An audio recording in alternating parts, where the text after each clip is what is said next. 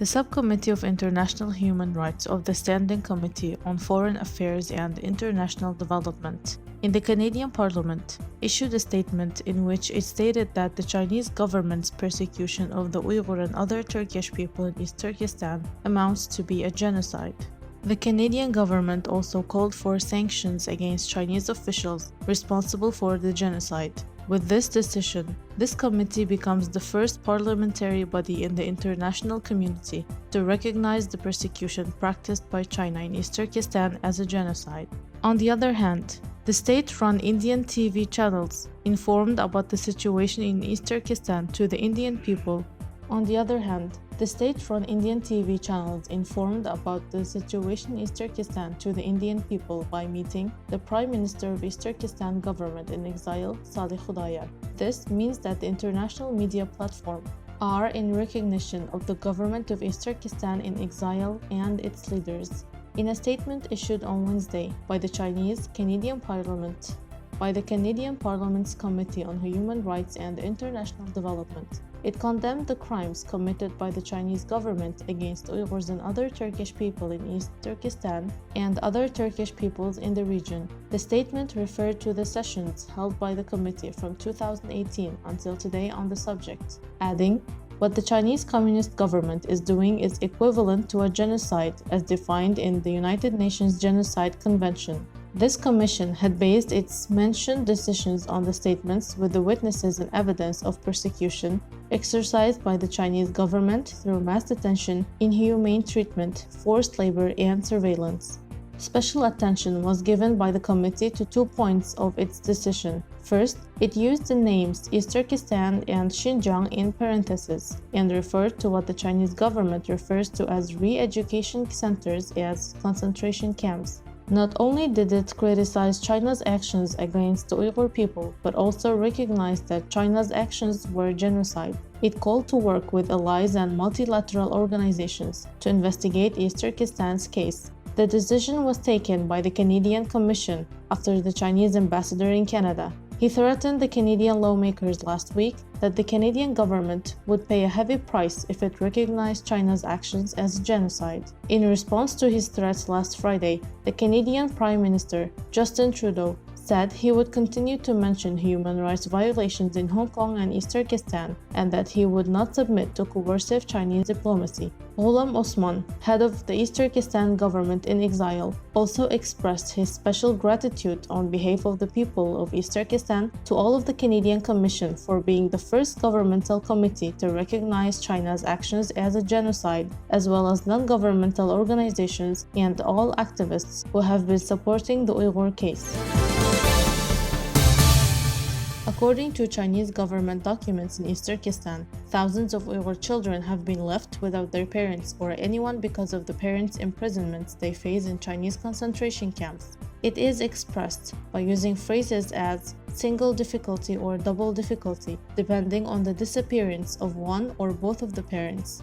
The documents downloaded are due to being part of Chinese sources belonging to the summer of 2019, which shows that at least one of the parents of these children has been imprisoned, detained, or transferred to re-education centers, and it was noticed that there were no Chinese children mentioned on the list.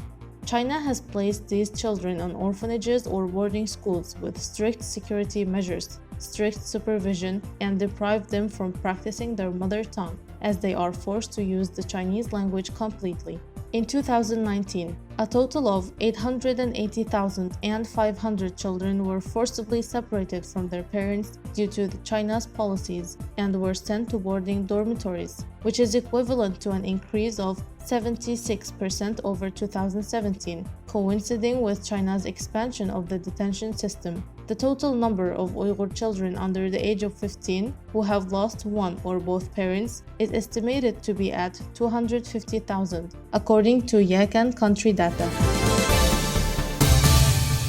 According to Free Asia Radio, in addition to the Communist Party of China making East Turkestan its largest energy store, they also turned the home of the Uyghurs into a base for nuclear imperialism, according to a recent report by the Observer Research Foundation.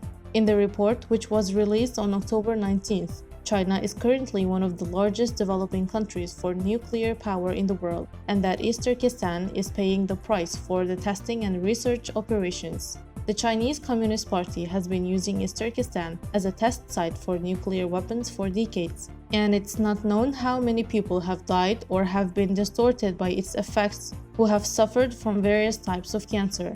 Although various demands were made to the authorities during the Uyghur student movement in the 1980s, no action was taken, and now the Chinese Communist Party, claiming to be the victims of terrorism, is aggressively promoting nuclear imperialism. According to the report, uranium will be the main fuel for the Chinese government's current nuclear energy research, rather than coal or hydrogen fuel as before.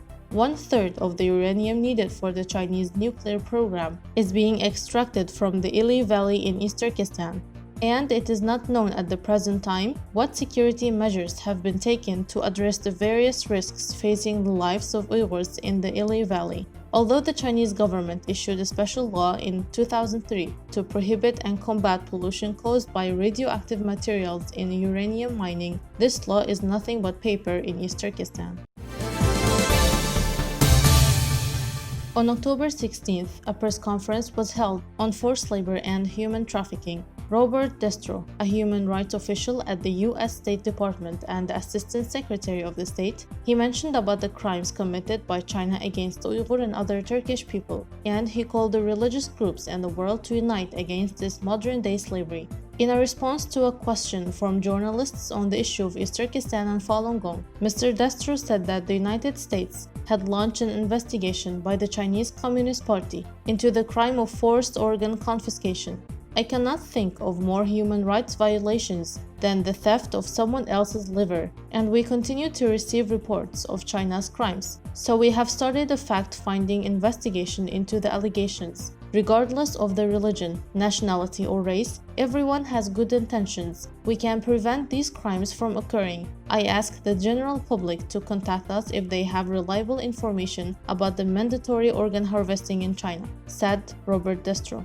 We will continue to collect information related to human organ trafficking, said John Cotton Richmond, the U.S. State Department's chief official for combating human trafficking. In fact, people used to rely on the government to enforce laws that prohibit human trafficking, but some governments themselves are involved in human trafficking the way a government does business, just as how China is trading organs of the Uyghur people. The United States strongly condemns this frightful human trafficking of the Communist Party of China, and we must take effective measures on this matter, he said.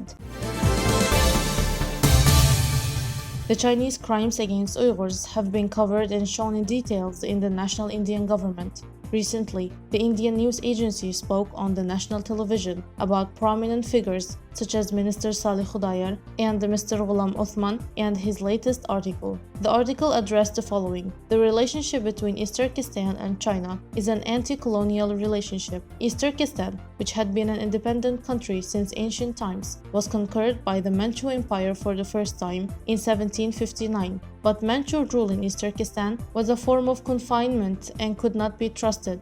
Whenever an uprising broke out, the rebellion did not stop at the occupation. In the process, the Manchu-dominated castle was overthrown several times. As a result of the uprising of 1865, the Manchu Empire came to an end, and 7 city governments were established, and the country was conquered again 14 years later by the Manchu Empire. Then East Turkestan was first renamed as China's New Frontier in 1884 and became a province of the Qing dynasty. The state building regulations in Sun Zhongshan stipulated that when the Qing state was overthrown and the Chinese Ming dynasty was established, the Ming-Zhonghua dynasty would consist of 5 major ethnic groups, with the exception of East Turkestan. That is to say, East Turkestan was not considered as a part of the Chinese Ming dynasty.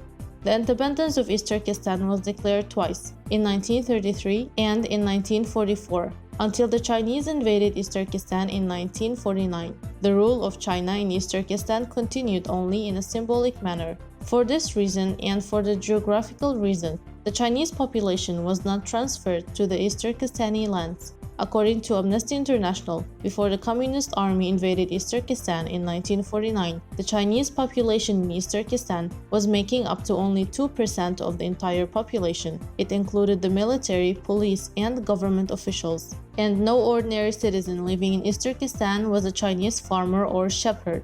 The policies that the Chinese pursue after each occupation are the same, with two main policies of genocide to prevent us from reproduction, one of which is to reduce our population and weaken it through mass massacre. The other is the targeted massacre of influential people, intellectuals, former royals, and the Bao families who were the bases of the organization. In the aftermath of the second invasion in 1878, at least one man in every family, and from multiracial families up to 3 males, were killed to prevent and intimidate the people by reducing our population. It was customary to carry out deliberate massacres after the end of the war. In addition, the massacres of the leading scholars and intellectuals is a separate issue in our case. Dear viewers, we will pause at this point and will continue our report in the next episode.